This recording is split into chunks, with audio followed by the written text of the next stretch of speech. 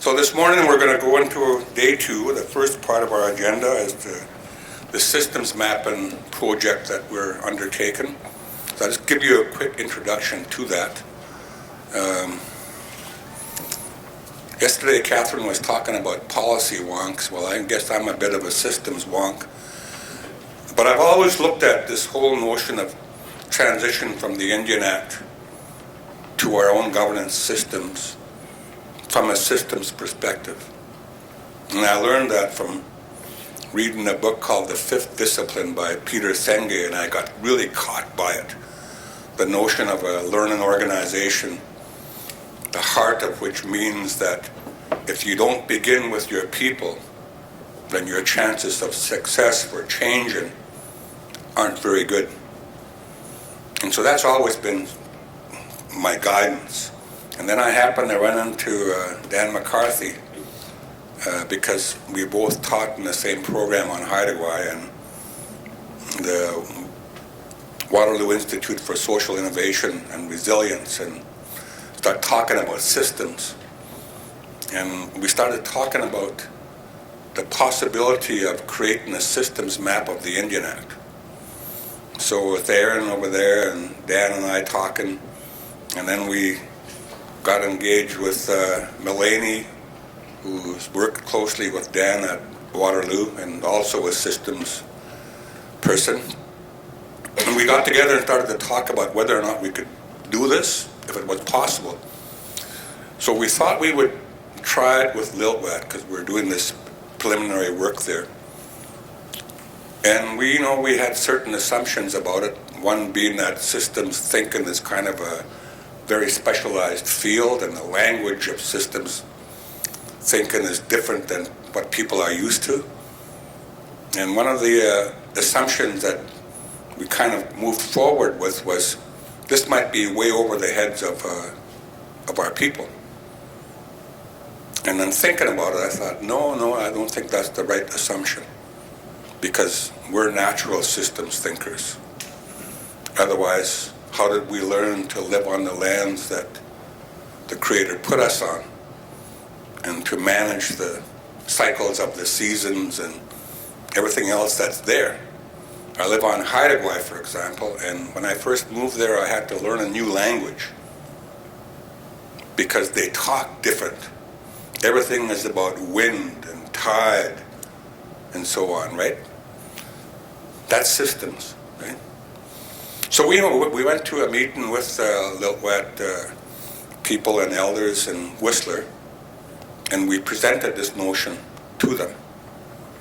And the response was amazing, because we were saying we need this picture to show people, to help create a consensus decision for change. And what they told us was, that's the missing piece. We need this to help educate our people, because we're visual and we need to see it. So we got busy and started working together, and there's a couple of other people involved also. Greg Hill from Portland University is also another person working with us on this. So I'd like to introduce Dan McCarthy from Waterloo, and Melanie from the Turtle Island Institute, which she just created, and one of the people that I'm very, very proud of and proud to know. And so I'm really looking forward to this morning, and without further talk, I'll turn it over to them, and we'll all learn something really amazing.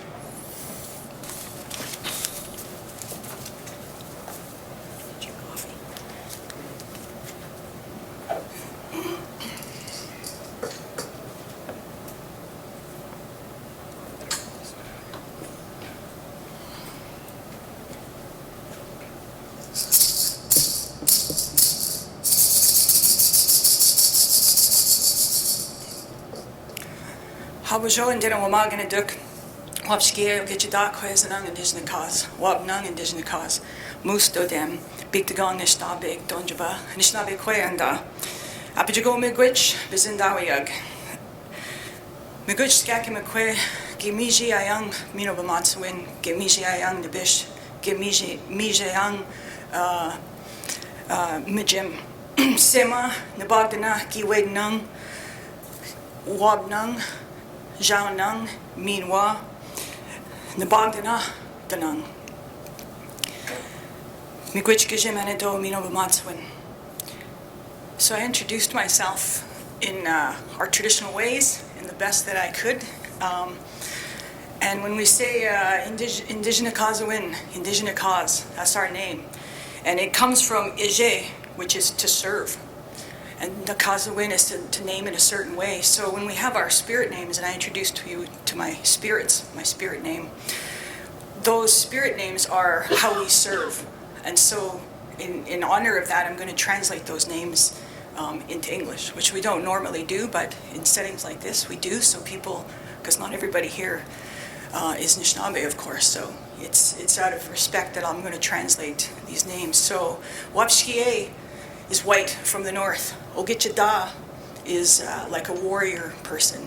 Ogichida Quens is woman, young. Anung is star. So white, warrior, young, star, woman is one way you could translate one of my names, and my other name is Wabnung, which is morning star, or the east, which is where things begin anew. And so when you serve, it's because you're a spiritual being on a human journey, right? And you're going back to the spirit world. So, in the days we used to call them our Indian names, what's your Indian name? But that's what that meant. It was our spirit name. And I told you my commitment as a Moose Clan member. So I'm Moose Clan, Moose Dodem. And Moose Clan is my Dodemawin. It's what I'm committed to doing, the role that I play. And we have different teachings for that, but I won't get into all of the details of that because we've got a lot to cover today. I told you where I'm from, so I'm a band member of Ojibways of the Pic River First Nation. Bigtagong Nishnabeg up in Northern Ontario. But I'm actually from 4 different communities because my grandparents are from 4 different First Nations in 4 different treaty areas. So I'm from Garden River First Nation, which is Robinson Huron, Arrowland, which is Treaty 9, from Couchiching, Treaty 3, that's where my grandma's from, and from Bigtagong Nishnabeg, which is Robinson Superior. So those are the modern day treaty areas. And I said Anishinaabe Kweyanda, so I'm Anishinaabe. And the Anishinaabe people are the people that were lowered to the earth. We're star beings, so we come from the sky and we're lowered onto the earth. And through colonization, we were dispersed all over, quite far actually from the Great Lakes where we were. Historically, we were on a number of migrations actually. So at one point, we were also ocean people. So the ocean and shells, those spirit beings play a big role in our culture. And my introduction to Anishinaabe Ijitawawin. Ijitawawin is our culture and spirituality. It was always there, but my mom and dad were survivors of residential school. So my dad went to Spanish Indian residential school, and my mom went to Roman Catholic Indian day school in Garden River. And because of those missionary tactics and that attempt to obliterate our traditional way of life, I didn't start learning about our spiritual practices till quite late. I was about 13 years old when I went into my first Mamadasawin, which is our lodge, our sweat lodge. And my dad found sobriety before he died. So he died when I was 10, just turning 10 from leukemia. So I knew this 12 steps when I was about 8 years old. I knew easy does it. And I knew the power of alcohol and what it had done in our communities. And so I wanted to know more about how we lived our lives before the first stranger came to our communities, before the first person from overseas settlers came to live amongst us. So I reached out to elders. I went into my first lodge when I was 13, and then I started powwow dancing, and I followed that way of life on the powwow trail. And when you're a powwow dancer and you have regalia, feathers, colors, you don't drink alcohol, you don't do drugs. It's a disciplined way of life. And I was a traditional dancer, so I didn't do competition powwows. I just danced for healing. And at 19 years old, up in Treaty 3, my mom remarried, and she married a gentleman named Al Copenhace. And Al's the son of Ben Copenhace. And they're Mashkikiwewen. They're medicine people, medicine men. And so I lived in that household learning from Al for about 10 years up in Big Grassy, Lake of the Woods, about our traditional ways, our healing, our mishkiki, our medicines. And as a young person, I kind of took that for granted. It's like when you're a young person, your parents are telling you all these things, you just go, oh yeah, it's great. And then I recalled much later in my life, especially when I went to university, what those teachings were all about. And so I'm going to spend the first little bit here telling you about why I've started something called Turtle Island Institute and the mushkiki that we use, the medicine that we use to do this kind of work, this actual systems thinking and systems mapping work. So the Gitchi Anishinaabe, the old ones, gifted me with a responsibility when I was 19 years old. They asked me to carry a pawagan, which is a pipe, a sacred pipe. So I've been a pipe carrier since I was 19, learning all this time how to have the capacity to do that, how to do that in a good way, to do no harm, and to be humble in that way of life. And so that's what I've been trying to do. And as I age, I'm 48 now, people are calling upon me to, the elders are calling upon me as a shkawabis, as a helper, in training to keep that way of life going. So I never used to talk about that when I was young, but I feel now I can talk about what life is like when you're looking after. Mine is a Miskotese. Miskotese is a turtle Manitou spirit pipe. So it's a turtle spirit pipe. And through our learnings, the way that we learn in Anishinaabe is through Adizuken. Adizuken is our sacred stories, and Daba Jiminoan, which is our traditional story, like our personal stories.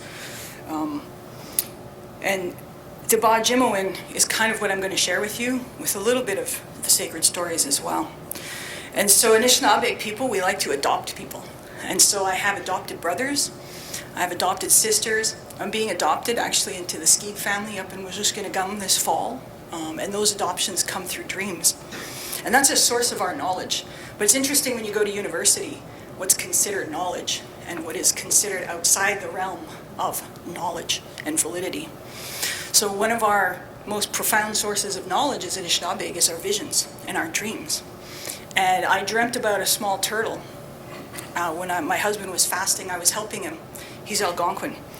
And so he's from this territory, and I'd like to acknowledge this territory, the unceded territory of the Anishinaabe, Algonquin peoples. And so we were here in his territory, and he was fasting, and I was helping him.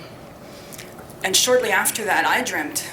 And during his fast, he called his helpers, and he prayed that they would come. And it was the Maingan, the wolves, and the Migaze, the eagle. And they came while he was fasting for 4 days, just a couple of hours away from here. So I feel really, good in this territory.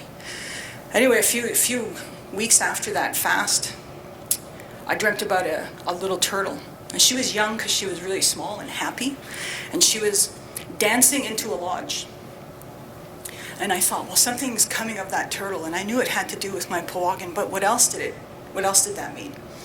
And I find the concepts of space and time are so different in the Western world. Time is of the essence. This has to happen now.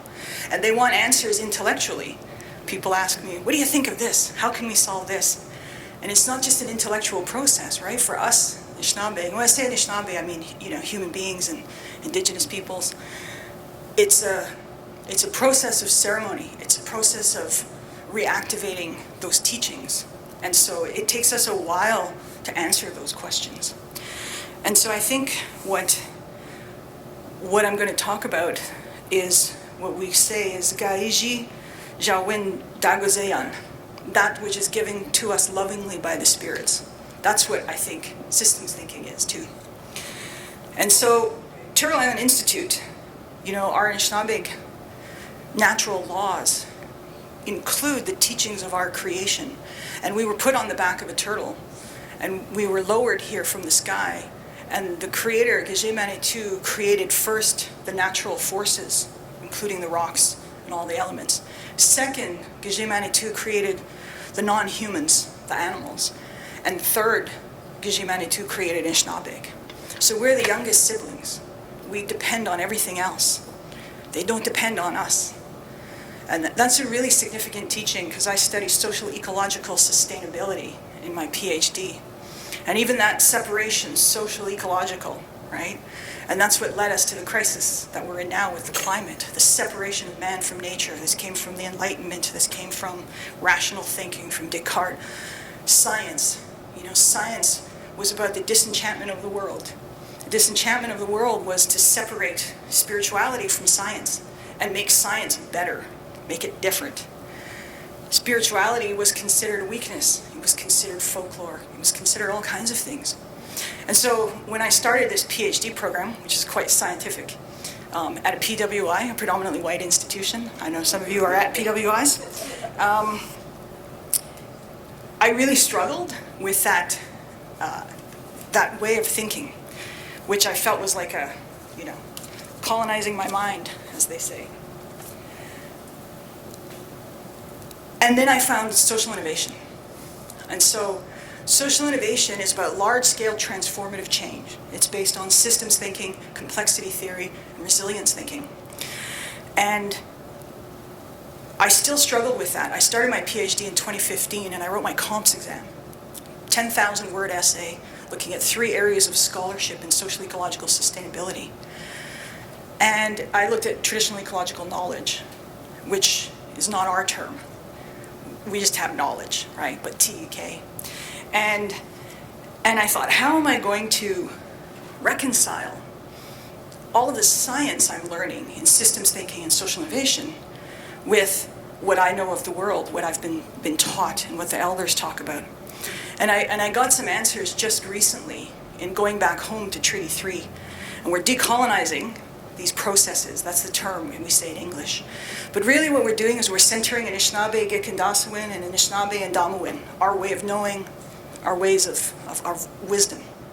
And so they gave me some teachings, and I'm going to share those with you, because this is the mashkiki that we're using to do things like look at systems thinking and look at systems mapping. And then I'll spend some time introducing you to systems mapping. And then my colleague Dan is going to share with you some specific mapping that we've done on the Indian Act, but particularly him and Greg Hill, because they're mathematicians. I'm not. And it helps to, when you start mapping, to actually start to look at loops, which we'll get into. But and so the first teaching that we got was that as Turtle Island Institute, which is a social innovation think and do tank, and we just got our federal incorporation yesterday, so we actually exist now. Yay! Thank you. And then we're going to launch our website. People keep asking me, where can I find out more? What have you written? I haven't written anything. It's all in here right now, but it's all in here. And so that spirit, body, mind, not that dualistic thinking, but actually involving both is the teaching that I got. And so when we first started Turtle Island Institute, the idea a few years ago, I went to a ceremony, I went into the lodge, and I was taught about the 8th fire prophecy, which I knew about, but I was given a specific teaching that we are in the 8th fire. And the 8th fire is when the Anishinaabe would share their lessons, their teachings with the other nations. That we've come through the 7th fire and we're in the 8th fire. This is a generation. And that generation is often led by women, Anishinaabe Kwe. It was interesting. I was emceeing a Assembly of First Nations gathering in Sutina a couple of years ago, and I gave a keynote address, and the gentleman from Saskatchewan, he took me aside. He said, I want to talk to you. I thought, oh, what did I say? What did I do? And so we went to the side of the room, and he said, I just wanted to tell you that it's the women who are going to lead us through this next stage. And so I see you up there, and I'm very proud. And then he just gave me a hug. And I thought, wow, and this is the teachings that we have. I mentioned adoption, so 2 of my uncles are Haudenosaunee. Dan Longboat from Six Nations, where David Newhouse knows Dan, and Blaine Loft from Tyendinaga Mohawk Territory. Those are my uncles because Blaine was my dad's best friend. And we didn't meet each other until a few months ago. And so I got to know my dad, Delaney, through Blaine, and how they found each other in sobriety. And so he said those were the days where it was really hard. There weren't a lot of sober people. And to find another man to talk to was really special, he said. This is about in the late 70s, in the early 80s. And I hold that close to my heart because I think about our men, and I think about what was inherited from colonialism and that imbalance, right, of what strength really is. And we all carry strength, men and women, and two-spirited people as well carry strength. And so what I was taught was that we need a bundle. So Turtle Island Institute has a medicine bundle, and every time I talk about it, I have to take out my helper. This is one of my helpers, Migaze Miguan, an eagle feather. I remember getting an eagle feather teaching when I was younger, when I first was gifted an eagle feather when I was young. And there's a teaching it's a teaching about coexistence. And I'm sure in your nation you have that teaching as well. You know, the Two-Row Wampum Belt, the confederacies. You have teachings about coexistence. And coexistence is about balance, and it's about walking the road, right, the middle of the road. But it's also about that there are two sides here to this road, and this coexistence. The teaching of this feather is that if you are Anishinaabe, the Anishinaabe way comes first. The Wabskie or the European ways, they come second. And you take what you need and you leave what you don't. That's how I reconciled that my mind is not being colonized by learning things like systems thinking. Because the Anishinaabe is always going to come first for me because I'm Anishinaabe. Second will come the European teachings. I don't have to reject them completely. There's a lot there. The elders back home say, oh, we have phones. We have iPhones. We do things. We take advantage of what's come with colonization. But there's a lot of bad stuff that came with it, and that's what that Indian Act is all about. So the first teaching is about coexistence and accepting that through the feather teaching. I'm bringing Anishinaabe Gikindasa into this work. The second teaching is the rattle. So in a lodge about a month ago up in Manitou Rapids, Al Hunter, one of my brothers, he said, I asked him, does the turtle need to tell me anything? Because of this work we're doing, we're about to get incorporated. I'm going to tell the world that we have this thing called Turtle Island Institute, this lodge. And so after the lodge, he said, you have to make a rattle. Not this rattle, but we have a rattle that we're making, and it's a turtle rattle. And in the rattle will be 13 stones for the 13 moons, and they're going to be white. And you're going to go collect those from your territory. And then you're going to have the stem of the rattle is going to have on the left red, and on the right side it's going to be white. So left for the heart and right for the mind. And he says, and what those stones do is they go back and forth. That's what you're doing in your work. That's what Turtle Island does. It uses the mushkiki of the rattle. This is stories, creation stories, along with policies and systems thinking. It's all in there. It's like this. But I'm the one that controls that rattle, and I always remember that I'm the one. Anishinaabe comes first. So those are the two teachings that we have for what we're doing with Turtle Island Institute. So that helps, I think, when I'm about to launch into what sounds like a really academic piece. It's kind of like my auntie says, it's like twisting your mind into an awkward position and then you twist it back. She says, you don't stay there, right? I don't fully stay in science, I come back. Now I know with the rattle I can go between. Because what happened to me, and this might happen to you too, especially if you're out there doing work that involves a really foreign way of doing things, like the Indian Act, which you probably are. That's such a foreign way of doing things, but we're used to that, right? And so then I forgot how much I'm compromising every time I do something, every time I speak English. Even though I don't speak my language fluently, I'm learning the best I can. Every time I speak Anishinaabe Mawin, it's a whole different way that I feel. And then when I speak English, it's a different way. So I have to always manage that. So systems thinking, Satsan mentioned, we're natural systems thinkers. And as natural systems thinkers, we understand the interconnected web of life. And we use this term quite, I think, loosely now in society, holistic thinking. But we don't really get to practice that skill, holistic thinking, because things are compartmentalized, right? And what I mean is even sectors, issues, expertise, credentials, you're an expert in this, you have credentials, and so you study this, you teach this, you understand this. And very few times do we think about everything, body, mind, spirit, the medicine wheel teaching. When we think about mental, physical, emotional, spiritual, often we're in an intellectual mindset, or we're doing something quite physical. But the mixing of all of those together is that rattle teaching. That rattle has all four of those elements in it. And so systems thinking is a part of our Anishinaabe Gikindaswin. And as part of it, I'm able to pull out what I need and what I don't need. So that's what I welcome you to do. That's what the elders say back home. Then Gitchi and Anishinaabe always say, take what you need, leave what you don't need. Because I'm not trying to tell you to be this way or to, think only this way. So one of the tools of social innovation, and social innovation is large scale.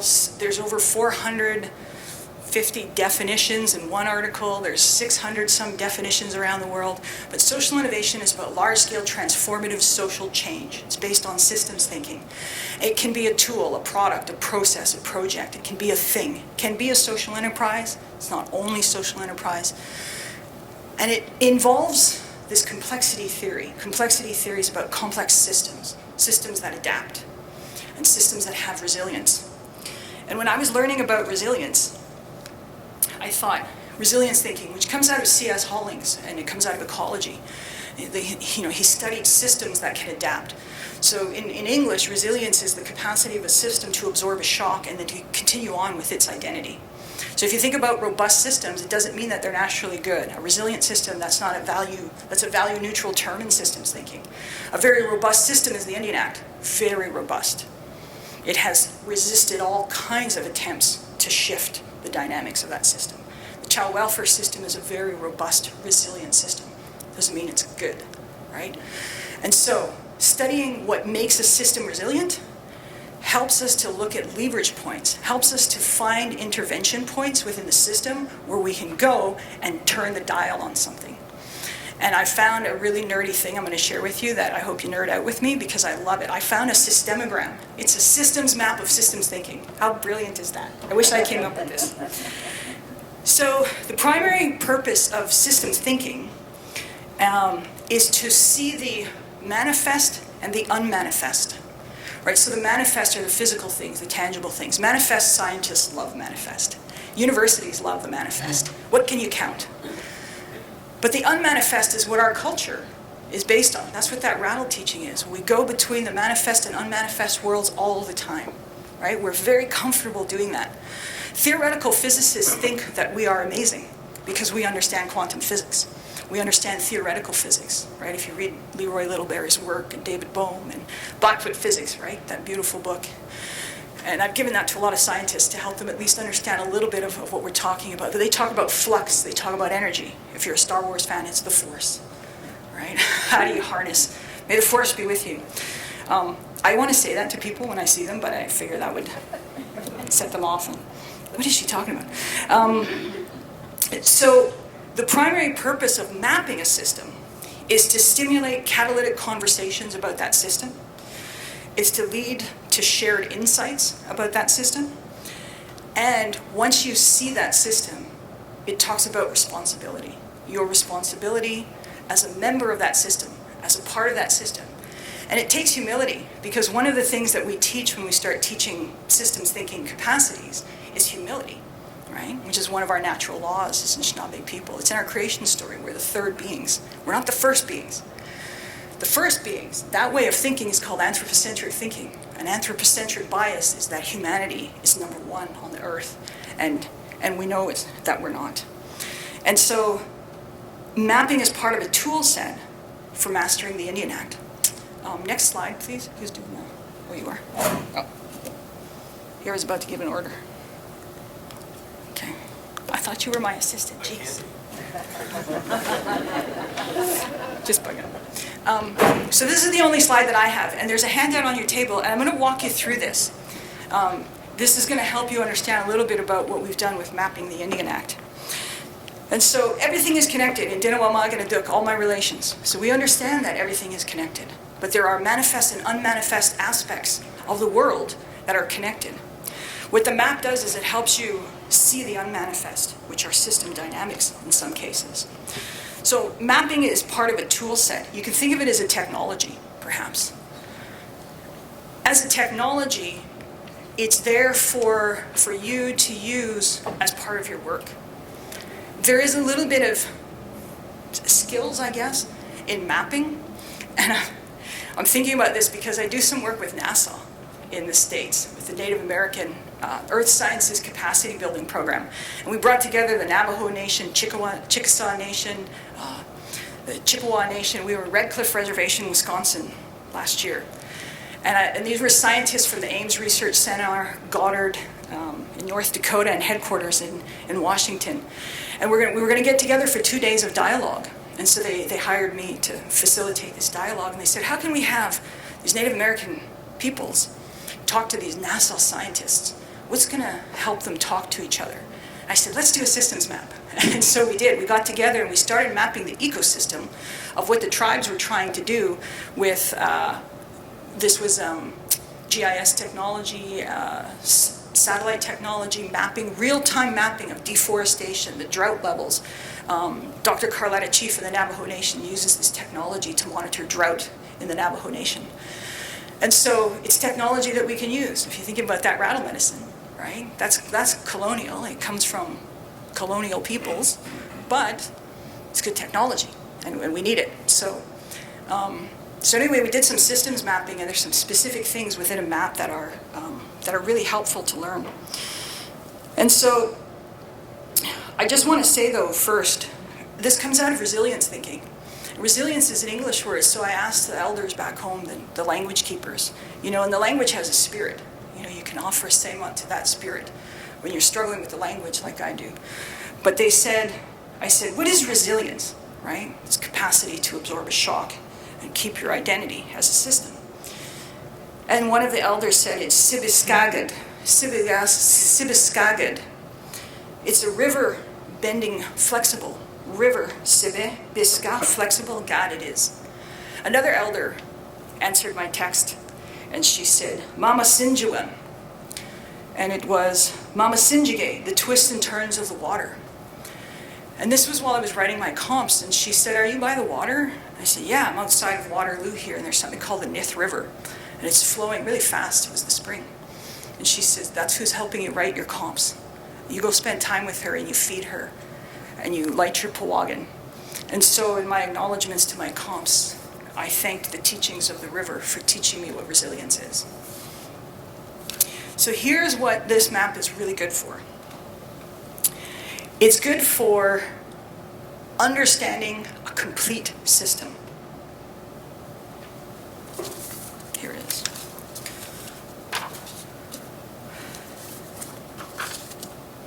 What systems thinking does is it helps you look at variables. So variables are the components within a system, right? The things that can change. What the focus in systems thinking is the relationships between those variables, the interconnectedness. And the relationships are what we call feedback loops, often. Those variables are in relation to something, and you can think of it as a dial, like a dial on your stereo. And as you turn the dial on something, another variable goes up or down, right? That's kind of the basics of understanding systems mapping. So something goes up, something goes down. What systems mapping really does is it helps us look at the paradoxical implications of those decisions. If you make a decision to turn the dial on something, and you say, I'm going to turn this up, if you're in conventional thinking, you're thinking of it very, very linear in conventional thinking. That's how the government thinks, right? That's what Indian Act is. It's very linear. This is about nonlinear processes. This is very circular. That's why I think we mean it when we say we're natural systems thinkers. So that circular process means it's nonlinear. So it's emergent. Things come at you from all directions. It's like a big spider web. And so that's how complex the Indian Act is, right? Certainly you could think of it as a huge spider web. When you start seeing all those policies and regulations, when you start seeing the effect of it, what systems mapping I think can allow us to do together is to look at Indian Act culture, right? Mastering the beast is understanding that culture. I mean, it's fascinating in Zoe's presentation about there's no mention of a number of things in the Indian Act. The Indian Act doesn't say, don't let them speak their language, destroy their language. It doesn't say that in the legislation. And yet, how many of us are the first generation that doesn't speak our language fluently, or the second or the third, right? And the East Coast even more, because they were the first to see contact. The Mi'kmaq and Maliseet people, and I've been there and been to their lodges in the Abenaki Confederacy. And they're holding on to their language like we all are. And so in our language, and I think, Edmund, you said that yesterday, that our language activates spirituality. And I really believe that, because when I talk about resilience in English, and then I think about it as what the elders taught me, is very different, right? That twisting and turning. So the twisting and turning are these relationships. So a paradoxical implication, I'll just share an example of a very specific one. So I work with a group called the Jays Care Foundation, the Blue Jays, and they're doing a suicide prevention initiative right now on the James Bay coast. And I was teaching them, I did a little half-hour chat about, yeah, go Jays. And I was teaching them, oh, okay, right on. So the Jays Care Foundation was looking at suicide. So I worked for Anishinaabe Nation at Tribal Council in Northwestern Ontario for 7 years. 49 First Nations, 32 are remote fly-ins, some of the highest suicide rates in the world since the 1980s, 600 suicides, 220 are young people between 15 and 20 years old. And I went to those remote flying communities, and that was new for me. I'm from semi-remote communities. And so flying in, to communities that are experiencing really high rates of suicide and the devastation that brings to those communities. But we always took a conventional thinking approach, mental health. Is it a mental health issue? And that's what they were doing. So I met a psychiatrist that worked up there in Nan through the Jays Care Foundation, and he said, back in the day, this is like maybe in the 90s, we thought the answer to youth suicide was psychiatric care, that they needed access to counseling and to mental health. That makes sense if you think about it. Yeah, it's a mental health issue. He says, so what we did is we introduced telemedicine and telepsychiatry. And he says, and you know what happened? There was a spike in suicides and attempts. Why? Because they were being given access to medications. Because the Western biomedical psychiatric response to trauma and other things, mental health issues, is to prescribe prescription medications. So all of a sudden you're introducing a group of young people who were suicidal to begin with to access to the things that they could kill themselves with. Because that's not holistic thinking. And he realizes that now, and what he said to him is, make sure you tell people about the systems thinking stuff, because if we had known that, we would have understood the potential paradoxical implications of our decision making. And now what we have is we have this tool to help us understand the Indian Act historically, but also moving forward in the transition to self-governance, you can use it as a projection tool as well, and a decision-making tool. So the first thing is it starts with systems thinking, and this is about recognizing interconnections and identifying and understanding feedback, right? So that telemedicine or telepsychiatry was a dial that we turned, and then we saw what went up. It had the opposite effect. That's a system trap, right? That's one of the system's traps, is an opposite effect. There's about 12 archetypes, and Satsang mentioned Peter Senge. I had the opportunity to meet Peter a few weeks ago in WISIR, and I'm doing some work with the Academy for Systems Change, which he and Otto Schwarmer started. And I said to Peter, a lot of what you do really sounds Anishinaabe to me, and he says, it is. I met the Blackfoot people. I met Leroy Little Bear a long time ago, and I met some of the Lakota people. And they talked about this flow. They talked about how the world was interconnected. And he said, and then we brought network theory and systems thinking and science to that, and together, this is what the fifth discipline is about, that learning organizations and these system archetypes. And so understanding feedback helps you understand the system structure, right? So you can think of it as you can think of the Indian Act and our participation in that system as what we might want to map, right? The Indian Act itself is a system. And what this does is it helps us differentiate some of the stalks, the variables, and the flows within the system. And it helps us understand nonlinear relationships. That's really key, because linear relationships are kind of easy to understand, right? Do this, turn this on, turn this off, and there's an immediate adjacent possible, we call it adjacent possible response to that. But what if you're doing something, it's a little bit of chaos theory, right? What if you're doing something over here, but this happens way over here? That's where the the steps in between, you can see them in a map.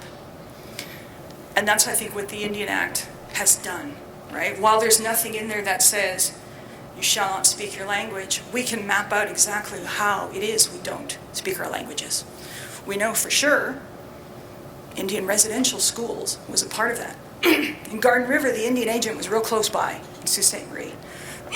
And my brother talks about, my adopted brother, Keith, an elder back home, he talks about the Indian agent would threaten to take your kids if he heard you speaking your language.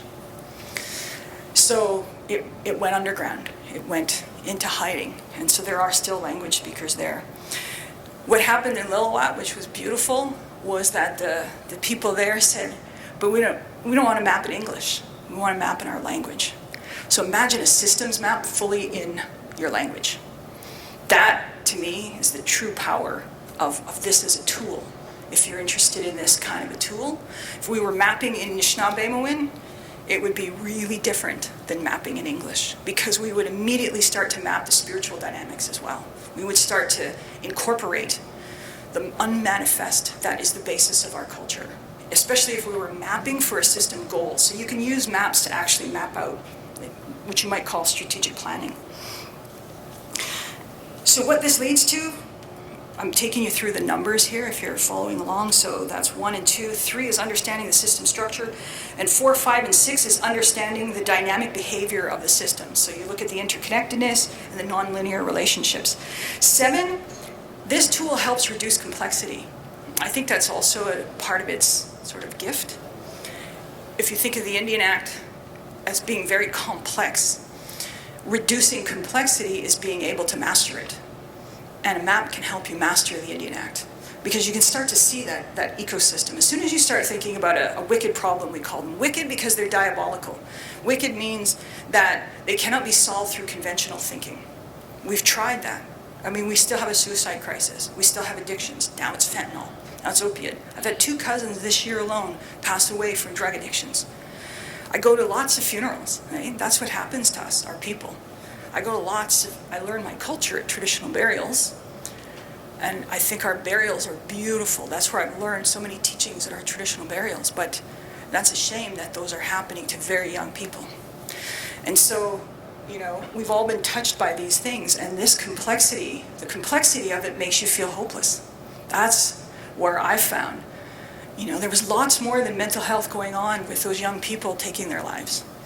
And so, sexual abuse, for example. Sexual abuse in the communities that's undisclosed. Pedophiles that are allowed to walk around because they're somebody's relative. And that's what these 10-year-olds are dealing with. They see an abuser every time they go down to the northern store. And nobody's helping them. That's how they feel. And so they're 10 years old and 12 years old. I can't even imagine. But I've debriefed our crisis response teams coming back from those, and they experience vicarious trauma. Well, imagine the communities, right, and our families that go through that. So this is what this helps us do. We can also model the systems through a map, and we can model potential decisions through the map. So that's really important. So if you decide, that you're going to focus on something, and Lillooet's plan was full of, we're going to focus on this, we're going to do this, this is what's important, right? These are the priorities for our people. You can map all of that out in a systems map.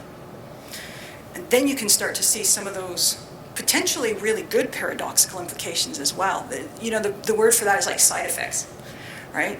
There's a side effect to everything. And so you think, Greg Hill talks about the side effect of, you have a sore back, and so you go and you take an Advil.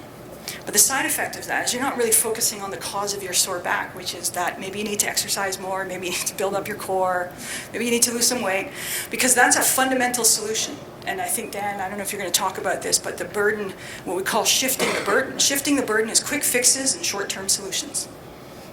Indian Affairs loves that, right? The government loves that, because it's Treasury Board guidelines, it's KPIs, it's deliverables. How do we make progress on something? Well, we're not going to solve it, but we're going to have a great report with lots of numbers. The fundamental solution is preventative care, for example, not crisis response or the medicalization of things. Diabetes. What's diabetes about? I have type 2 diabetes. My family has type 2 diabetes. So many people have type 2 diabetes. The fundamental solution is food sovereignty, is going back to what we used to eat. But how many things in the system work against that, right? I don't see monomen over there. I see some berries. I tried to eat lots of berries this morning. Corn, but also not just modified stuff, but the real stuff, salmon and in Haida Gwaii, I've been, when they burn the ancestor plate, I haven't been to Haida Gwaii yet. I'm going this fall. But some elders from Haida Gwaii were at a food sovereignty, and we were using systems thinking to look at the food system. And they said when the tide is out, the table is set. And they gave us the teaching, and they burned the plate with all these amazing seafood. And I thought, now see, that's the fundamental solution to diabetes. And who's going to fund that? Who's going to fund us getting back to our traditional foods, right? How do you sell that as a package, as a program? So the other thing is, number 8 is understanding systems at different scales. And understanding, I've got 3 more minutes left. So understanding systems at different scales. Scale is really wonderful. So I'm going to tell you a little story. I was with my friend Satsan from Sartlet First Nation. And Satsan said, we're going to go look at some wildlife, Melanie. So you imagine in my head being from the middle of the country here, I was thinking grizzly bears and whales and eagles and seals, because we were in Victoria. And I got all excited and, got my camera, and we drove down to the shore outside Victoria, and there's a park there. And there's these little pools of water in the rocks, right? And he says, come here, and we went, and we knelt down, and this pool's about this big. And he says to me, look at all the wildlife. Wow. And he moved a rock, and there was this tiny little crab, and it ran out onto another rock. And then there was these little tiny fish. There's a whole ecosystem in that little pool of water. And he said, I used to jump in these when I was a little boy. And my grandpa would say, oh, don't do that. There's a whole world in there. And you can't, destroy that world. That's scale. That's perspective. What we tend to do is we tend to look at the issues that we're facing from our own perspective at our own scale, right? And so scale is like those Russian nesting dolls. You just keep opening them up or closing them down, and you get to the other level. Oh, that's okay, thanks. And you get to the other level, and that might be where the intervention occurs. That's why that's significant. So if you're thinking that at a certain scale an intervention is going to help, it might be that it's going to help at a different scale.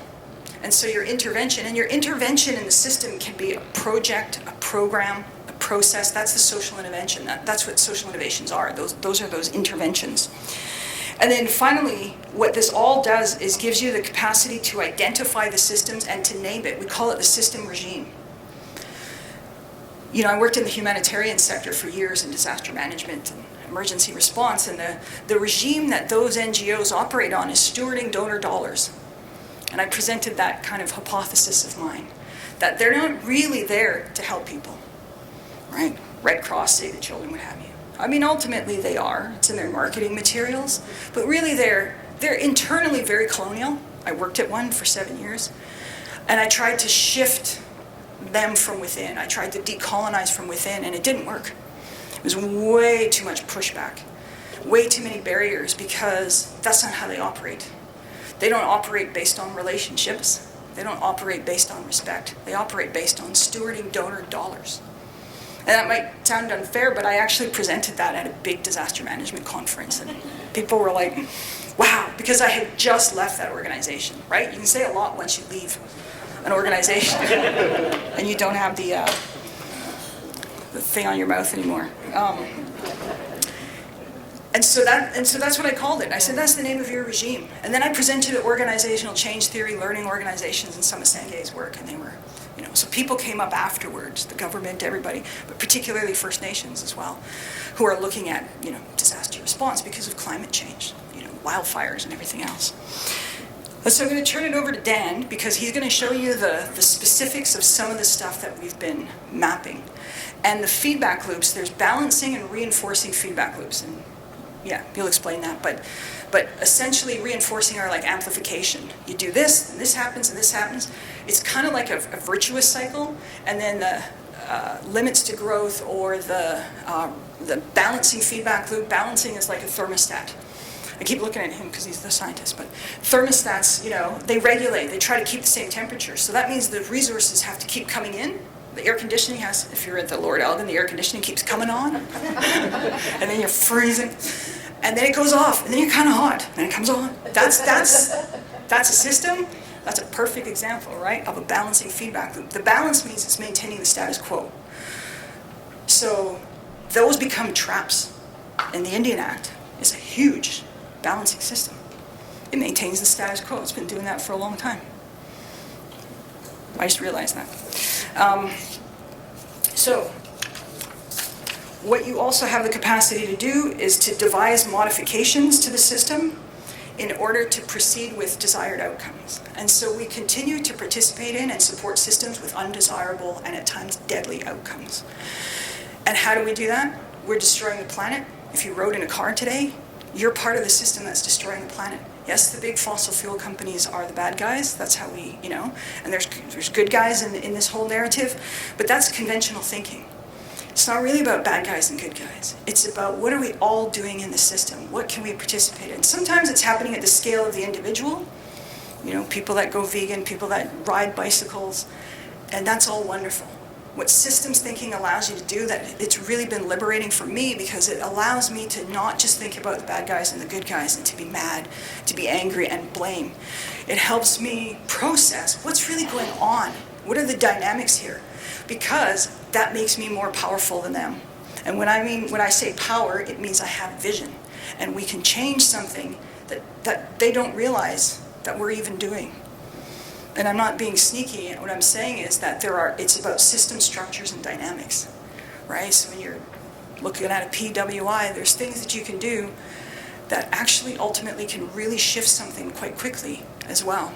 But mapping helps you find those. So Dan, do you want to walk us through some of the mapping that we've done? Nice. Perfect. So my name is Dan McCarthy. My ancestors came to Turtle Island mostly in the 1840s, mostly from Ireland. Probably a big surprise with my complexion. They settled in southern Ontario and took advantage of broken treaty promises that they benefited from and that I continue to benefit from. I am a white, cisgendered, heterosexual, affluent, well-educated male. I think it's often just useful to state some of those privileges, and I'm here humbly on the Anishinaabe and Algonquin traditional territory. I thank, again, Gilbert for his powerful words yesterday. I grew up on the territories of the Haudenosaunee and the Anishinaabe and the Neutral, the Six Nations of the Grand, and the Mississaugas of the New Credit. I didn't know that at the time. I was definitely an adult when I found that out. I now work with a very patient Anishinaabe elder from Mississaugas of the New Credit. And when I started talking to him about systems, one of the things he said was, "Oh wow, so you're telling us that social and ecological systems are linked and interconnected, complex. That's amazing." And then he proceeded to describe something that he calls Columbusing, which is discovering something that essentially was already there. He's got a really good sense of humor. He's a very good teacher, and he's very patient. And Melanie has also been a very patient teacher, as has Satsan. Thank you. It's very humbling to be here. I always get excited to talk about systems thinking. I guess I need a hobby, but I do. I get really excited. And then Aaron kindly reminded me that I would be speaking after Satsan and after Melanie, and obviously after both of their powerful words, I was like, crap, starting to get nervous. So bear with me. What I have to talk about is essentially sort of the process, the story that is behind some of this work. And as Melanie said, she set it up beautifully for me. Thank you again. The way of thinking that we use, that I've been taught, that I now figured out we've Columbused, I found to be really powerful, and a powerful way to get PWIs and people like me to open their minds to different perspectives. I often use this symbol to designate what systems thinkers call bounded rationality.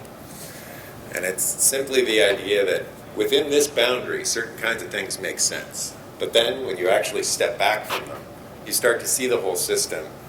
And a couple of Melanie's examples really highlight this, but one of the examples that I often use is and this speaks to privilege as well, if you're ever in Toronto and you're driving along the Gardiner, well, you're probably parked on the Gardiner, but there's a number of really tall condo buildings on your right-hand side if you're heading into Toronto. And I think about perspective and thinking about systems in this way, and especially this notion of bounded rationality.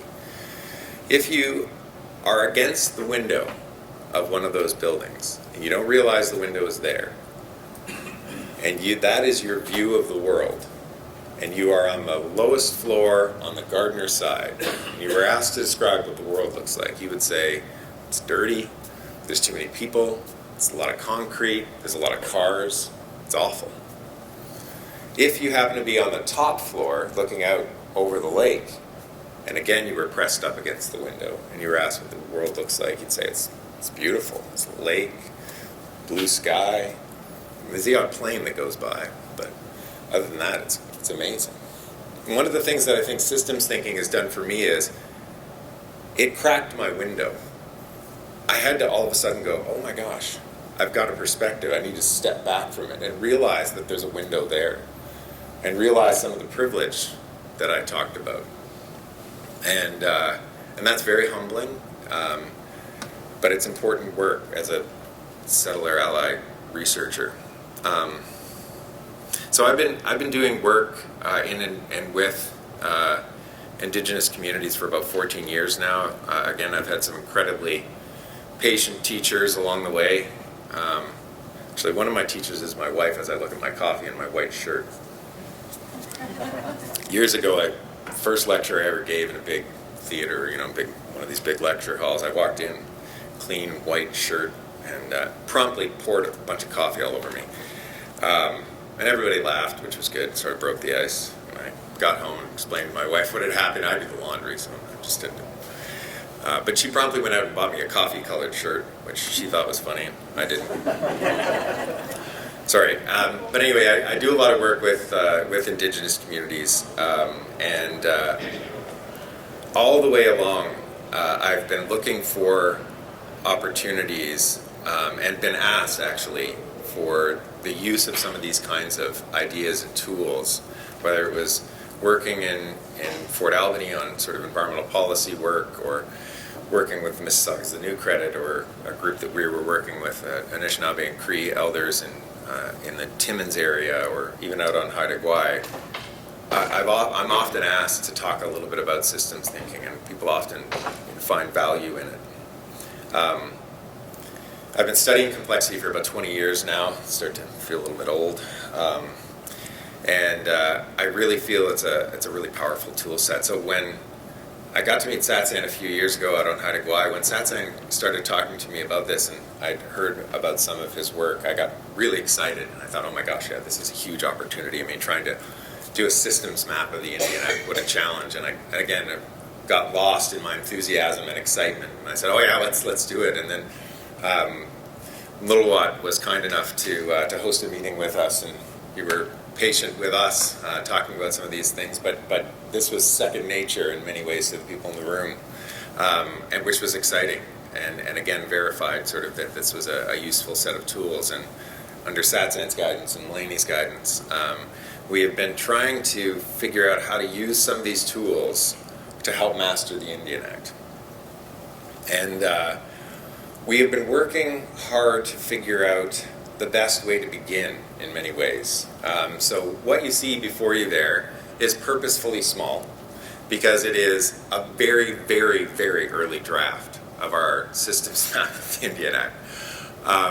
We're not looking necessarily for feedback on it yet, but we will be. And so we will be coming to people with expertise in the Indian Act, but also lived experience in the Indian Act to help us to make sure that we're mapping it in a good and useful way, and hopefully that will support the work that SATSAN's doing and that Little Watt is doing in transitioning away from it and mastering it.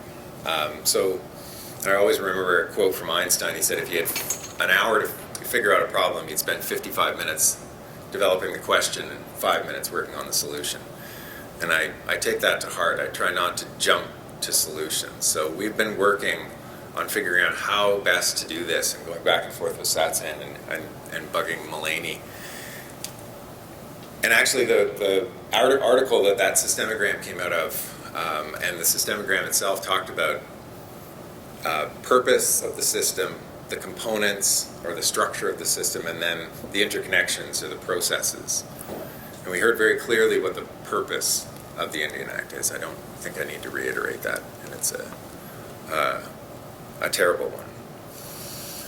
So we were focusing on the structure and the process, and we were also trying to figure out how best to actually do some of this mapping. We didn't want an incredibly expensive piece of software that wasn't going to be accessible or useful to people. So the one that we landed on is actually free. And it's not the most powerful set of tools for mapping systems, but it is free and it's a good place to start. And what's called CMAPs. Yeah. And there are many. And there are ones that are much more pretty in some ways. And that is some of the work that I'll talk about at the end, is trying to make this really accessible and useful. But for now, we wanted to focus on the structure. And one of the things SATSAN had asked for was, I want to see the beast. I want to see the Indian Act. And so this is our first attempt, and not all the connections are made. And what you see before you are systems maps of the subsections of the Indian Act. Some are connected, some are not. And what you've got below there is actually kind of a blow up of the box that is just above it. And this is just to give you a sense of what this thing looks like. That is just one subsystem. Of course, I should have looked at it before, but that's the powers of chief and council. The greened out areas are actually parts of the legislation that have been rescinded. But we tried to just say, okay, powers of chief and council and what are the subsections, just so people could start to see it. This was, like I say, an early iteration. And then what we were doing as well is actually connecting, and that's what that little arrow is down to that little box, the actual subsystem of the Indian, or the actual text of the Indian Act, so people could have a look at it, click on it, and see what it says. Francis Abel did some work on a systems analysis of the Indian Act some years ago, and this was really helpful. But this is just the beginning of this process. And so this is the structure. We wanted to give you, an early draft. We're not looking for feedback yet. Lots of caveats around this, but this is our first attempt of the structure itself. Oh, awesome. Sorry, Ernest. We had a meeting in Ottawa some time ago where we were talking about some of the subsystems of the Indian Act, and those are those colored circles there that SATSAN gave us, and they were, we started to link them to the 5 pillars, and essentially what I wanted to do with this piece here was to say, here are the sort of the subsystems of the Indian Act, linked to those 9 subsystems of the Indian Act, and to say, this is the structure. And actually, if you flick to the next slide, the connections between those 9 subsystems and the 5 pillars, as a for instance, and this is just one set of processes. So we talked about the structure. This is the processes. Those connecting points are in some ways the ways that the Indian Act prevents movement towards the 5 pillars. It also does has a number of other, as Melanie alluded to, a number of other unintended consequences. We talked about the links to health and loss of identity and culture and language, and we're going to map some of those too. But for now, we were just focusing on the actual impacts for moving towards self-governance. And so there, on this side, you've got the structure of the system, and on the other side there is a set of interacting feedback loops that Melanie alluded to earlier. And this is called, as Peter Senge called it, and Donella Meadows and other systems thinkers, a system archetype. And it's an archetype because this is a typical or archetypal behavior of a system, any kind of system, but mostly organizational systems. Big, predominantly white institutions manifest these kinds of behaviors over and over again. And Senge and others have described about 9 of them. And there are other ways to sort of map some of these dynamics. But some of these archetypes are really powerful because when you start to describe them, people go, oh my gosh, I've experienced that. I've experienced that across scales. I've experienced that in my own personal life, in my family, in my organization, on broader scales. So these are really, I think, powerful little tools that talk about the process. So we can talk about the structure, and Satsen has talked about the importance of just being able to see the Indian Act. But then there's the processes and what the unintended consequences of the Indian Act are, or intended in many ways. But as Melanie said, in terms of it being unmanifest, it's not written in there, but it is a consequence of. It's a systemic effect. And we want to be able to start to map those, to be able to pull them out, to illustrate them so people can see them, so people can do something about it. And that's the process part. And that's that little system archetype. So as Melanie said, one of the tools, of many tools of systems thinking that I get excited about is this notion of a feedback loop. And it's a really powerful way to intervene in systems. Melanie talked about leverage points. That's why I'm pulling an imaginary lever. You're like, what the heck is he doing? Feedback loops often hold a system in place, make it really resilient and not necessarily in a good way. Or they push a system off in a particular direction really quickly. And if it's an undesirable state, if it's an undesirable system, feedback loops are often a really powerful way to disconnect them and intervene in a system and change it. And so that's why we think this might be a useful way to begin. Melanie alluded to a couple of types of feedback loops. If anyone's ever played with audio equipment, if you're a musician, for instance, you've probably experienced positive feedback loop. And that is if you take a microphone and you put it too close to the speaker and you make a little noise, the microphone picks it up, it gets amplified through the amplifier, the amplified sound gets picked up by the microphone, and it goes through again, and it gets louder and louder and louder until everybody in the room's going like this. That's a positive feedback loop. That's a system in many ways out of control, going off madly in a direction, really quickly, really quick growth. That's a positive feedback loop. Those can be useful if you're trying to change a system relatively quickly. And for me, these kinds of dynamics are really hopeful, because if we need to change this system, we heard from Gilbert and we heard from Melanie about the state of this system and how badly it needs to change. And so for me, these are possibly tools of hope. And again, I defer to Satsen and Melanie on their utility because I realize they're colonial tools, but I'm being told they're useful, so I offer them humbly. And then the other one is the negative feedback loop, the balancing feedback loop that Melanie talked about in terms of the thermostat.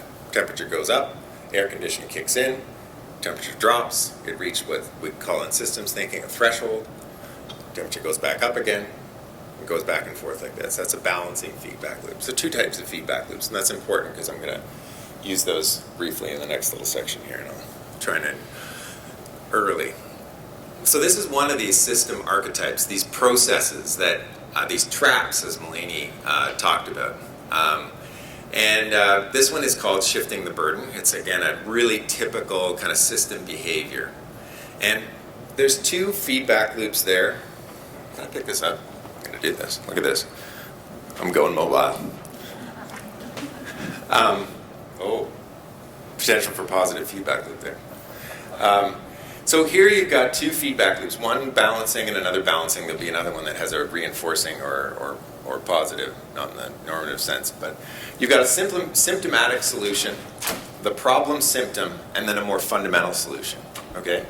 And the example they use, which is just from a typical organization, there's pressure to deliver a product, and then there's reliance on sort of corporate level research and development people to solve the problem quickly. That's the symptomatic solution. That's the easy thing to do. Just calling them, we'll get it fixed. So that we achieve this issue of the pressure to deliver on the product. Down here, though, there's a more fundamental solution, which is building capacity on the shop floor to deal with those issues, as opposed to just relying on the broader R&D staff. But that, unfortunately, takes time and energy, right? And that's what these two little hash marks mean when we're mapping systems. It's a delay. It's a lot of work. And so there's a people don't like that. People don't want to move in that direction because it's difficult, it's hard to do. So they rely on this symptomatic solution. The problem is it has this unintended consequence, and that is attrition of local talented staff. People on the shop floor don't feel like they're being engaged, they don't feel like they're being valued, and so they leave. And that actually makes the ability for you to engage in this feedback loop almost impossible. And so you lose the ability to deal with a fundamental solution because you're relying on this. That's one of those sort of paradoxical implications that Melanie talked about. You think you just want to solve the problem. And what ends up happening is you actually make being able to solve the problem even more difficult. I can do that, sorry. So this is just that system archetype, the process that I was talking about from the previous slide. And this is a really simple one, so please, this is almost insulting people's intelligence in the room. But this is a story, and we find that using stories to describe these dynamics is really powerful, and it's actually a really good way to use systems thinking is the use of stories. So this is a really simple story, and one that we've learned from SATSAN. So just like the last diagram, obstacles to providing effective governance. And the kind of symptomatic solution that, of course, the government wants you to do is just continue to administer the Indian Act, right? The more fundamental solution to providing effective governance is self-governance under the inherent right. The problem is there's a delay, and it's difficult. Little Watt knows this well. It's a lot of work.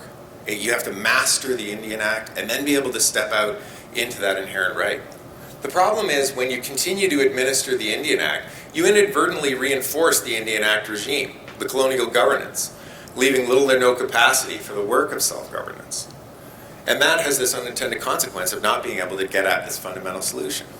So this is, like I say, it's a really simple kind of use of these tools. And there are lots of stories, and we heard some from Little Watt, about the way that they changed their education system and got out of one of these sort of traps.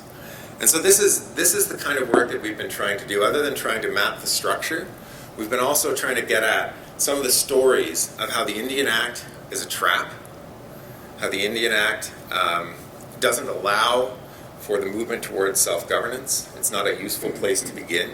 It's something that needs to be mastered. And these are maybe tools that can help communities, nations master the Indian Act and be able to step out of it. I think that's it. So it's about 10:16. We're a little ahead of time, so happy to answer any questions.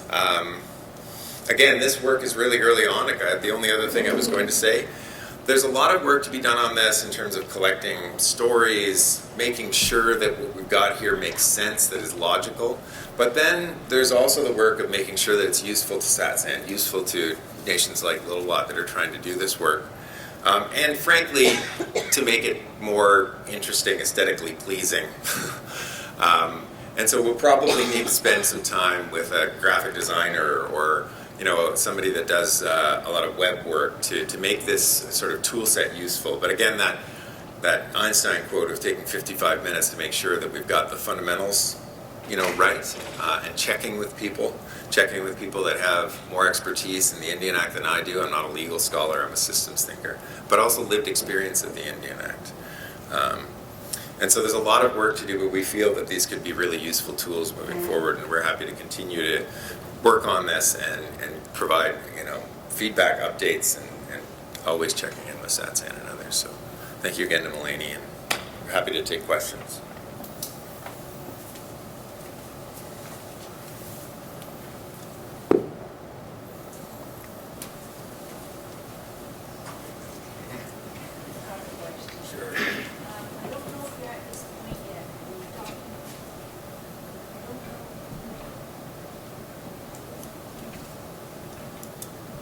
Hello? Okay. I don't know if we're at this point yet, but you were talking about how the Indian Act was a robust and resilient system. But in systems thinking, there's leverage points where you can turn the dial. So have we determined where the dial can be turned on the Indian Act? What we're trying, I don't know if this is on, or you on, doesn't matter. What we're trying to do is actually identify some of these traps, and those can be leverage points. If you start to just see this, see that kind of dynamic, then you can actually start to intervene in it.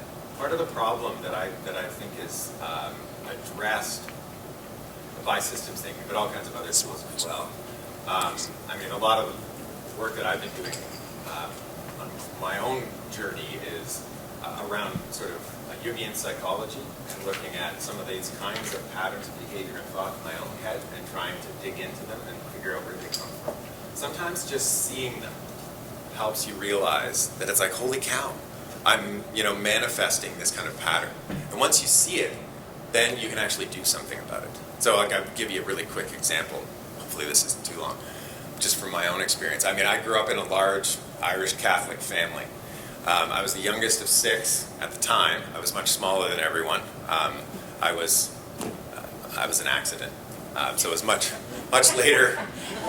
Yeah, happy accident. Yeah, I hope my family thinks so. A lot of loud personalities, strong personalities, and so they would, there'd be arguments, and I would, be quite scared. And one of the sort of approaches I took to dealing with those kinds of patterns, that kind of context, was I would be a jester. I would be, the fool.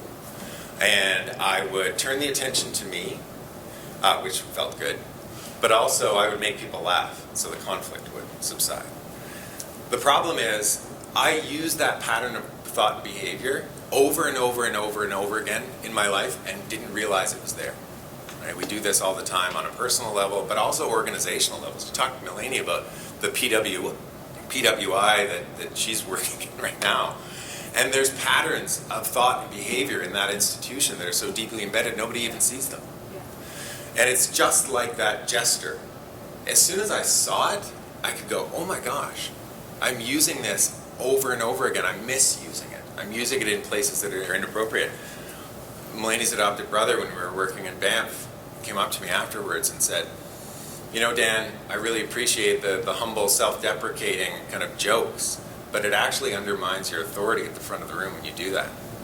And I was like, holy cow, I didn't even realize. And that's what these system archetypes can do. It's a pattern of behavior that we don't know is there, and then you can map it through a story, like I just told, and you can see it. And then you can go, well, I can do something about that. I'm going to shortchange. I'm going to disconnect. I'm going to decouple that feedback loop so we can shift to the other one. Does that? And those are all little leverage points. And part of this then is just about giving tools so people can master the Indian Act.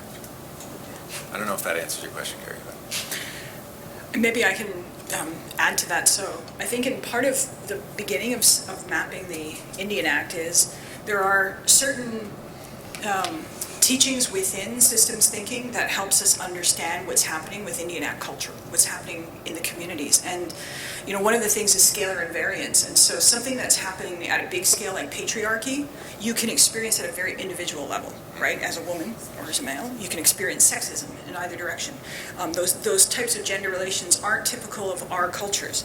Those were inherited through colonialism. So the Indian Act said, here's patriarchy. When you marry a non-native man, we're going to take your status. My mom just got her band membership back in Garden River First Nation because she married a status Indian, my dad, from Pick River, and they automatically transferred her to Pick River. She had no say in that. She never thought she was a residential school survivor because she used to say, I just went to Indian day school, and we got to go home. But then when you talk to the Indian day school survivors, about what they endured, it was like, yeah, you survived too. It was all part of this system. And so that's scalar invariance. The other one is path dependency.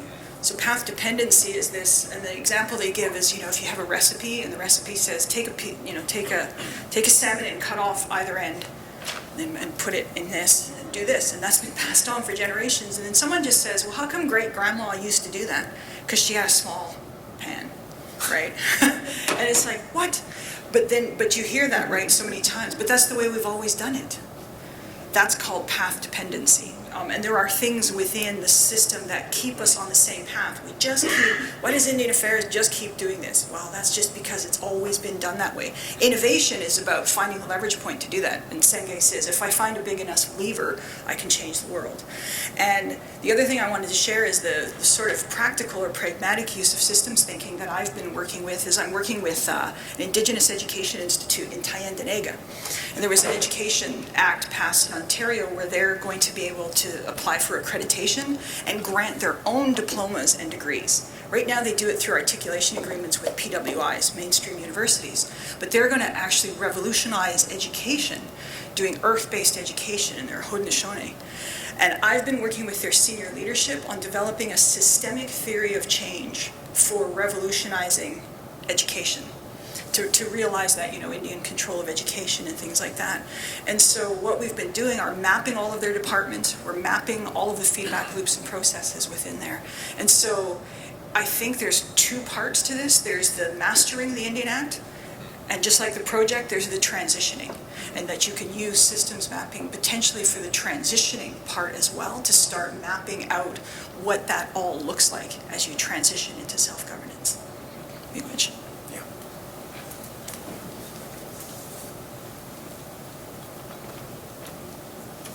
This has been, am I on? I can't tell. You're on. It's on. You're on. Thank you. This has been really helpful, thank you. I've learned a lot this morning. The one thing I keep thinking about is power, though.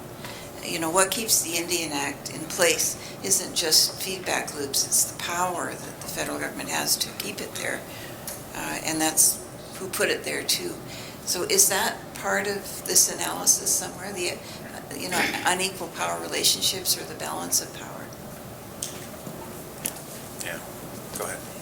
I was just going to say, if you look at the process of understanding something like the shifting the burden, right, which is, I think, it talks about power dynamics, and so the shifting the burden of homelessness, for example, quick fix is temporary shelters, and funders like that. We like to put money into that, and the people with the decision-making power are the folks like the donors who fund shelters.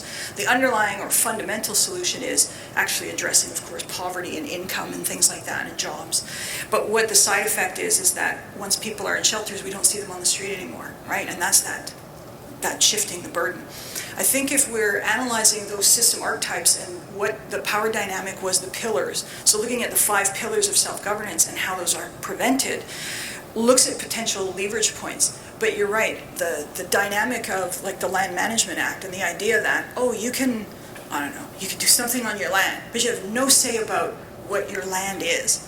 That's what? I knew that, but I'm looking at that yesterday going, then what, holy, right? And so you look at my reserve's real small back home, and so I'm thinking about that, and then there's a big park nearby and this and that, and there's all these discussions. And so I think though what the system mapping can do is to look at where is that power exercised and how is it exercised. Some of the tools, like obviously legal frameworks are one way, but there are other potential tools that we could explore as well. The difficulty is that when you're making a moral argument for something, that's just wrong. Well, we know how far that gets us because someone with another opinion just says, whatever. And people benefit from the status quo. So what system thinking does is it helps us understand who's benefiting from the status quo and where the system is pushing back when you challenge the status quo. And I think that's a powerful understanding because when you're just making the moral argument, we need to address this issue, homelessness, the fundamental solution of addressing income inequality and capitalism, that's huge. Consumer society, how are we going to save the earth? Well, we throw away our cell phones. We trade them in, on average in Canada, every 25 months. The average Canadian spends $9,000 a year on consumer product, throwaway products. We actually need a fundamental shift spiritually in what makes us happy. What makes a lot of us happy is retail therapy, for example, buying new clothes and whatever. Other people, it's their phones, their technology.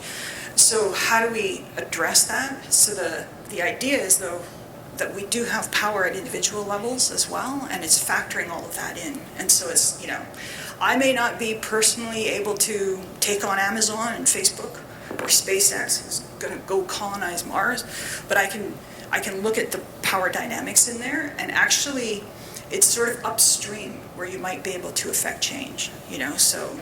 And I remember, when you take something to an international scale, like Matthew Kuncombe did years ago, he went down to New York and he said, if you New Yorkers buy power from the Quebec hydro project, you're killing my people. You've already drowned 10,000 caribou, so it was a great whale too. And they said, okay, then we're not gonna. So there's an example where a provincial government was exercising major power and authority over, this nation, the Cree Nation. And then they went outside of that and found a way to address that imbalance of power dynamics. And so, are there more powerful people in governments and nation states? Yeah, capitalists. I mean, it's really corporations that are running the world now. And they have power too. And so, And the other thing I just wanted to mention coming out of yesterday, we use a tool in systems thinking called the horns of the dilemma. And I like saying the horns of Bishop Ishu. And what that is that we often, in our bounded rationality, we say it's A or it's B, right?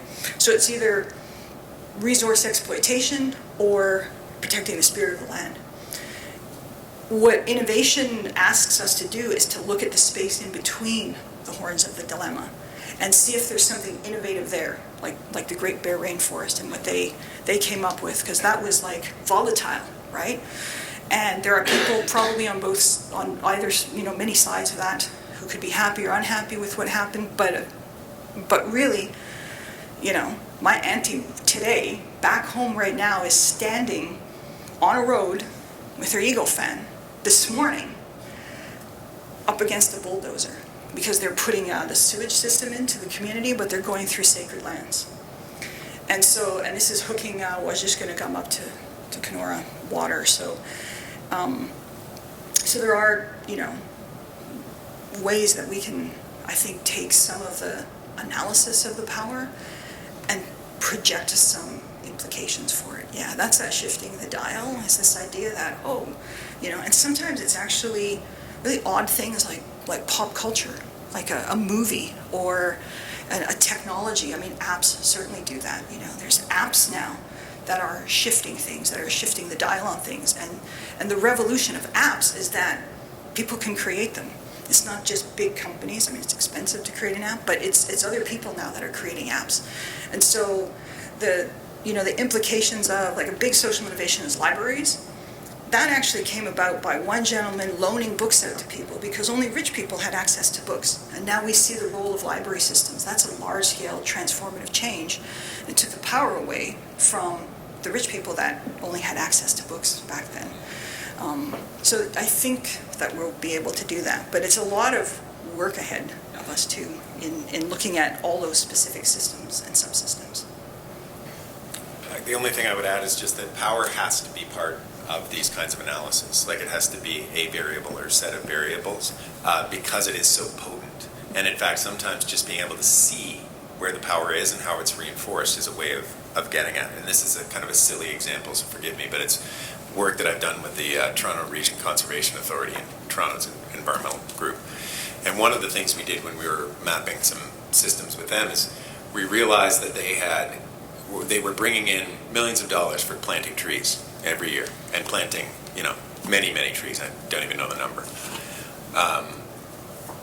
We uncovered a bit of a dynamic where that funding was really crucial, especially because of cuts that the provincial government made in 1995, which were very deep, and the municipal partners had stepped in to deal with that, so history and path dependence of the system was really important.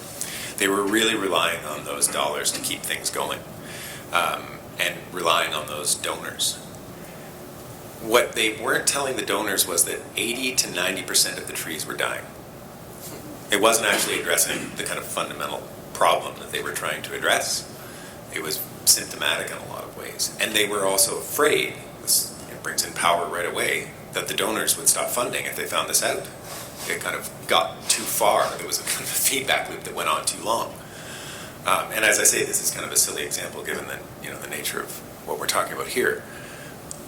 So what they realized was they needed to change the reporting and evaluation system so that they could bring that back, so that they could get funding to actually make sure that there was monitoring done and maintenance on the trees after the trees were planted, because they only got money for planting trees, not for doing anything else.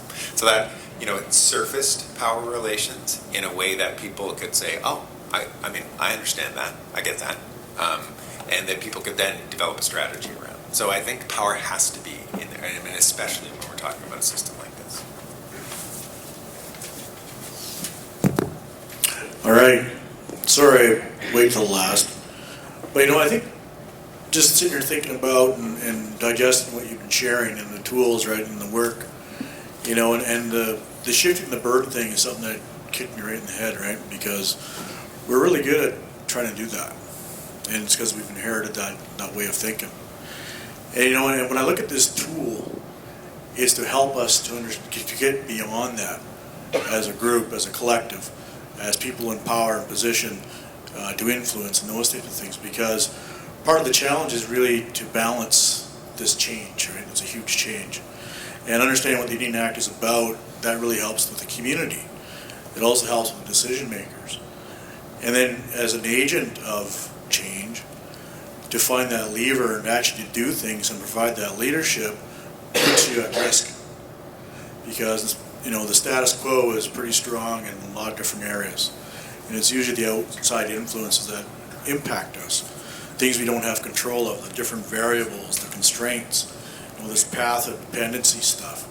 My God, it's bad. And so when I look at this tool is going to help us to create awareness and understanding, because there's a reason why things are going on or not going on, or the appearance of not to be going on or not to be going on. And to be able to explain that sometimes is beyond capacity to do that. And so because the other piece, it's about balancing that piece around not telling people how to think.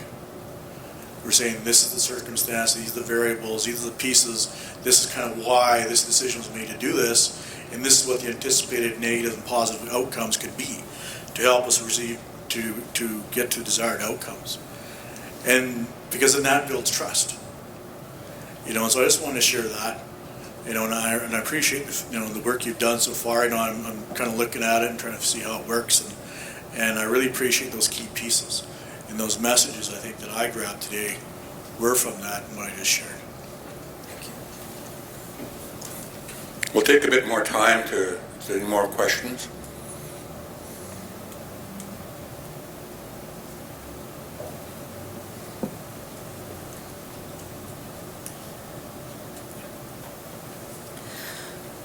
Amashkaiden Chnuknukwa in Chashlut Patk. Just listening, and when I start to look at these from just a snapshot, it's overwhelming to me. But in keeping it in a more simpler term, in our area there's clear-cut logging being done. And we went as a corporation for our nation. We went and toured one of the cut blocks that are on Indian Reserve and trying to turn a negative into a positive. So we looked at this cut block and holy, that looks awful. And just, what was the term? Looking at in between the horns of dilemma. And First Nation people are very resourceful because we've been living in a dilemma for so long, trying to just exist, get up to zero. One day we'll be in the positive. So I just was thinking about when we seen that clear cut, the thoughts came that, well, what could that clear cut be? Well, there's going to be sprouts that are growing next spring, and the machalt will grow there. The machalt is our huckleberry. And so just turning that negative into a positive for ourselves, for the here and now, because we could be stuck in that dilemma and be on a, very sad, and we won't be able to move forward. But I think that's the skill set that we've gained as First Nation people, how to work within the horn, in between the horns of dilemma. So it's going to be interesting when I share those words with our people, that we are very resourceful. Kukshnum katlap nilti. Thank you. Anybody else?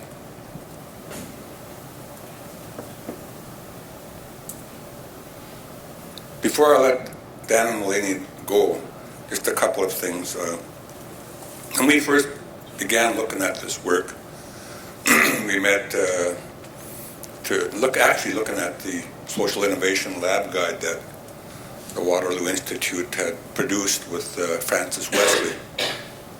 When I got a copy of it, I got immersed into it because I was thinking to myself, man alive,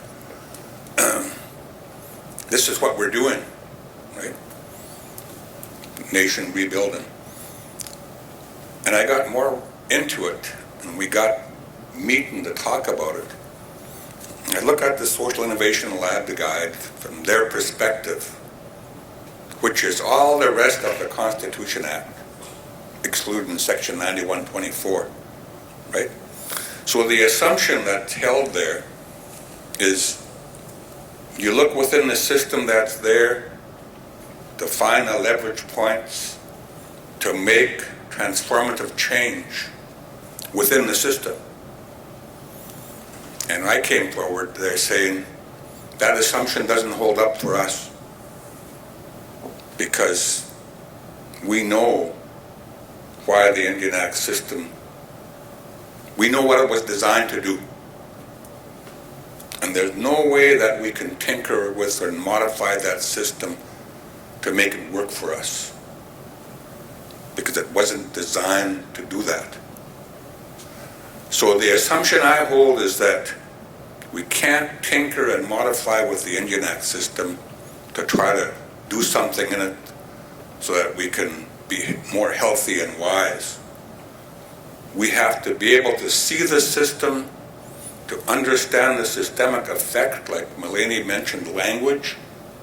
Why do we all suffer from loss of language, including myself? Nothing in the Indian Act says it, but it did it. Right? When you talk to our people, you get them to the point of talking about their vision for the future and their priorities. They say the first priority is the people. And what they're talking about there is we need to regain our identity as a people, to strengthen ourselves, our personal resolve to be able to do this. The second thing that they identify as language. We've lost our language, and the language is critical to regaining our knowledge of our own governance systems, for example, our own laws, our principles and values, and so on. The third thing that our people talk about is the health and well-being of our people. We're damaged, and we're hurting in a lot of different ways. The fourth thing that they talk about is education, not in a Western sense, but in our own context. Teaching our young people their history, teaching them about their lands and their responsibilities, teaching them about who they are as a people, teaching them about their culture and their traditions and their ceremonies. That's what they're talking about. And the fourth thing they talk about always is the land. So what we want to be able to show them through this systems mapping is how the Indian Act caused this devastation to these things that we hold dear to ourselves. And realize that we can't fix it within that system. So we have to move out of this system. That's what this is about. The other thing is, when we're doing this work on Heidegger, we spent 3.5 days totally immersed in this Indian Act. with Greg Hill from the University of Portland. And on the Thursday morning, I was telling my wife about it, and I said, that was the hardest 3.5 days that I've spent in recent memory, immersing myself in the Indian Act. Because when I drove back from that last sit down with Greg, it was as if I had different glasses on. It's like I seen this world on high to wide, totally different, and I was just pissed off. Driving along there thinking to myself, look at this, all this land here. Who owns it all? Look at all this development here. Who owns it all? And look at the Haida people here, living on 2 little reserves that they don't even own. And we have no say out here. How the hell did this happen? Because of the Indian Act. Right? The next morning I was telling my wife about how it made me feel. And I just started to cry. I just literally just broke down. You know, it was so painful. But one of the really important things about this that Greg brought, the question that he had, he said, when we look at systems and the way they work, one of the key things is what is the mechanism that allows it to happen? The power. Right? So we're looking at Section 9124 of the Indian Act. And I said to him, it's clear what the mechanism is. The mechanism for Section 9124 was the British North America Act of 1867, Canada's Constitution. That is the mechanism that allowed this to happen. And when we took Delgamuukw and Gisteway forward to the courts, one of the things that we wanted to do was to create constitutional space for our own jurisdiction. And we did, and through successive cases. So now, the mechanism that we're looking at is the Constitution Act of 1982. And as far as that power is concerned, and this is the whole point of the system mapping exercise, we created Section 35, a full box of rights, which includes a recognition, affirmation, and protection of our inherent right to self-government. We need to be able to see this system so that we can do this one very important thing. And this is the question that our young people ask. How do we move from Section 9124 to Section 35? The assumption that our people have is that we got to engage the government at all in all of these discussions and negotiations and reach some kind of fantastic agreement. That's what they think, and they think it really hard. And that thinking kind of stops us in our tracks. So I get asked this question a lot. I'm a teacher, but I also created that constitutional argument, so I know the Constitution. So imagine this. This is the conundrum. Section 9124, right? That's where we are. Stuck here because of the system. And you imagine all the rest of this room is our Section 35 territories. How do we get there? What we need to do with the systems and that for people to understand is all we need to do is step out. That's all it takes. But yet, as a result of the power of the system, it's been holding us there. So that's why this work is really, really important. And I'm really very thankful to Dan and Melanie and Aaron and Greg and just their willingness to jump in with 2 feet to help us do this. So I want to thank you very much for your presentation and your help in this, because it's very, very valuable. We need it. So thank you very, very much.